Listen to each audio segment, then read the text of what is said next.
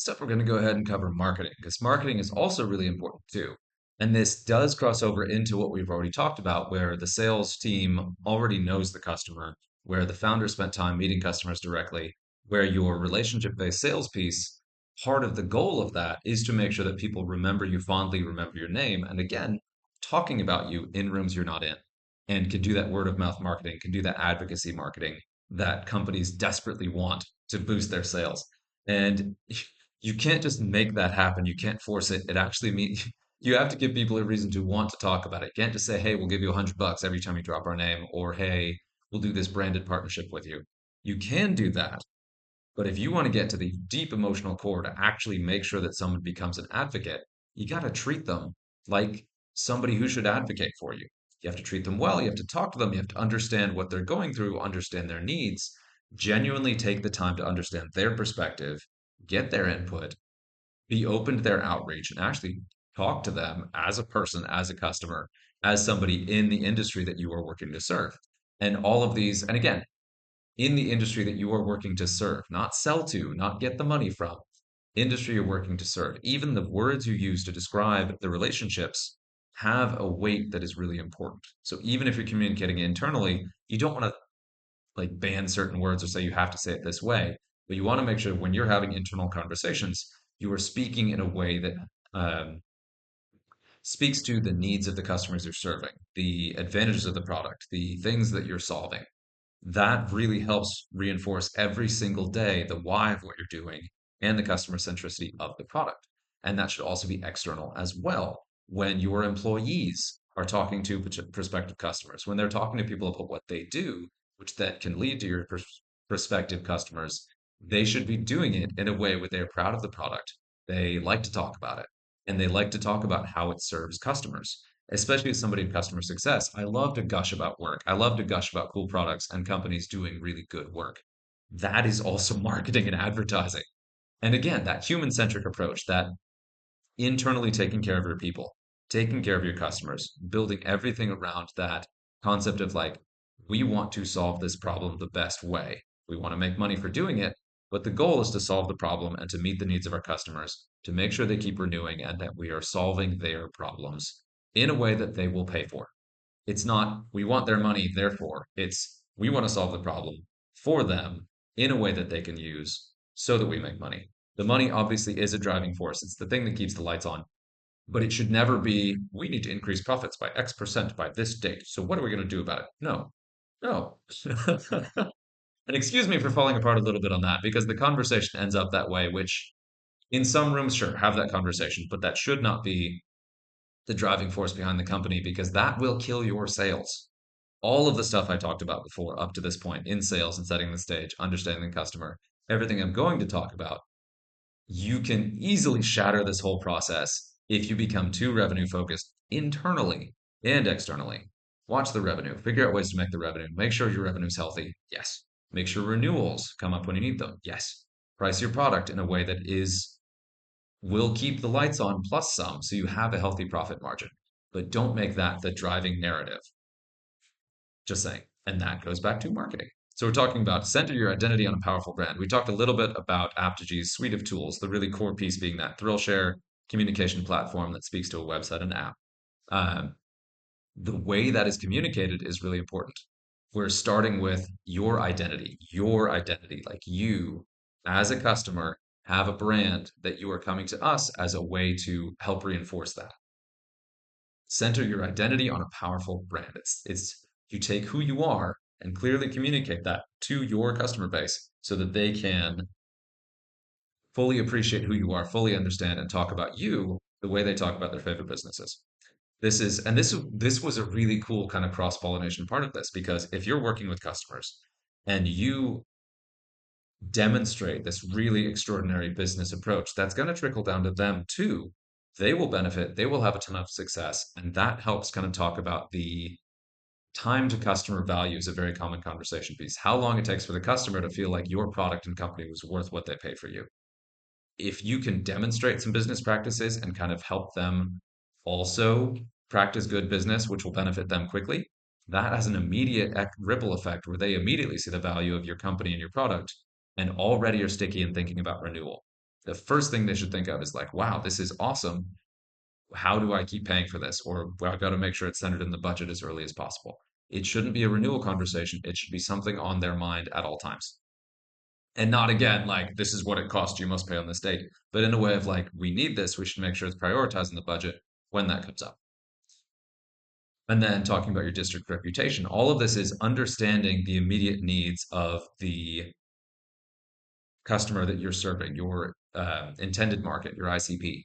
Make the invisible visible. And this is a big thing for school districts because they do so much every single day for kids, for classes, for parents.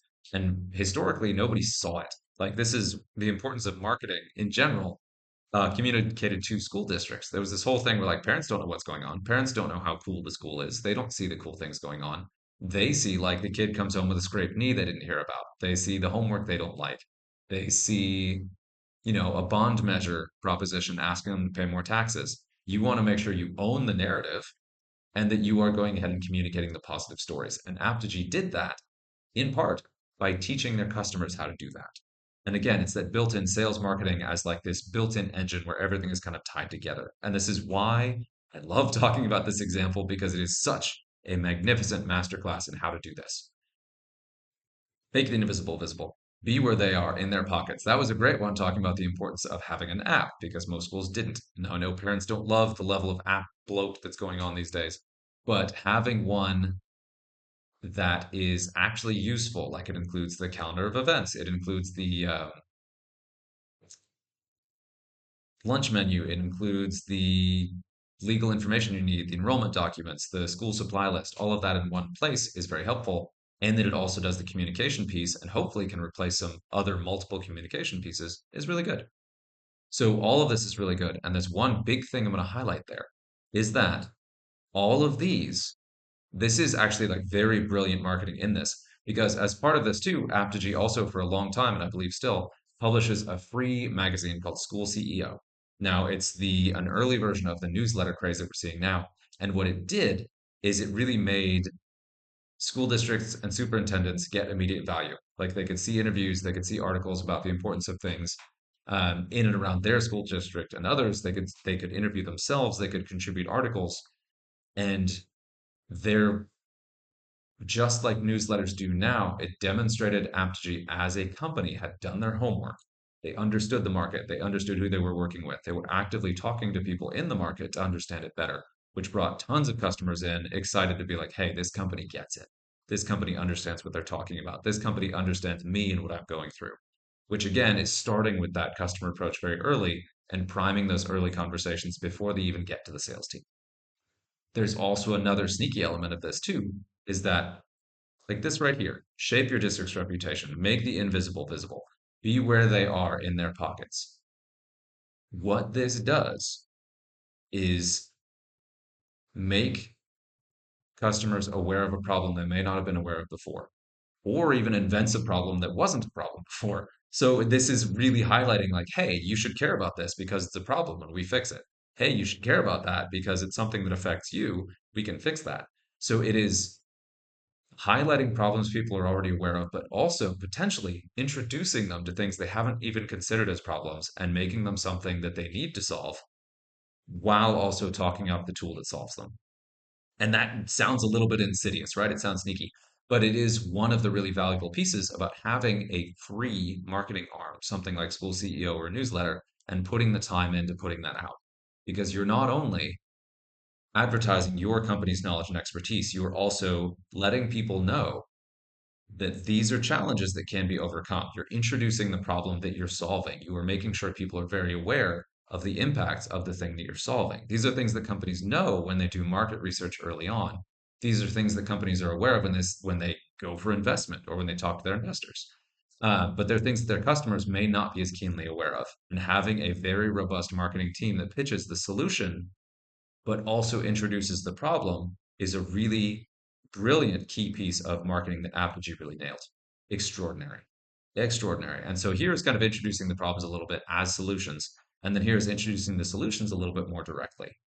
This is great. It's fun. It's funny to see familiar faces on these photos because these are Apogee folks that I worked with. And then here, you've got this little QA session again. Um, This is R&D. This is marketing budget. And for the marketers out there, I know that marketers are always complaining or struggling with budgets that shrink all the time because companies will say, you get $100 for 6 years. Good luck. This is expensive. So there are full-time staff members on this. There are full-time writers, full-time graphic artists. Parts of the team and some customers go out and do like podcasts and interviews. There is actually a podcast from School CEO as well. All of that is expensive. And it looks like a cost center. It looks like something that takes money away. But if you're doing this well, it generates so much revenue, insane volumes of sales. It gives you good fit customers right away. It trains your customers to be a good fit before they even get to sales. It convinces your prospects and your leads to actually pick up the phone and talk to you, which increases your conversion rate, which increases your sales, which increases all of your revenue, all of that. It is very difficult to draw a direct line between the dollars spent on this versus the actual sales from it. That's hard to track. I get it. But it's incredibly important to realize how much money comes out of this, even if you can't track it directly. That's something I really want to hammer home on all of these points is that it is very easy to look at this and be like, this is expensive. We don't need it. Let's gut that. And then you won't know of what impact that had negatively until your sales start to slow down and the numbers you care about as the hard tracking numbers start to suffer. I can absolutely go out on a limb and say that Aptog's marketing with School CEO, with the podcast, with the interviews and the money and investment put into that, not only was it excellent R&D for the product and marketing, it was a great sales pitch to bring people in the door, but it generated so much revenue for all the things I've talked about already. So clean branding, very clear communication, time and money spent into R&D as a marketing arm. I cannot overstate that enough. And this is a cool one. I'm still closely connected with the people on this school CEO team that did a lot of this and still do a lot of this. If you ever have any questions about how to do this part, I would love to introduce you because I would love to shout their names from the rooftops. That's the marketing piece. Now we're going to get into a little bit more into the weeds.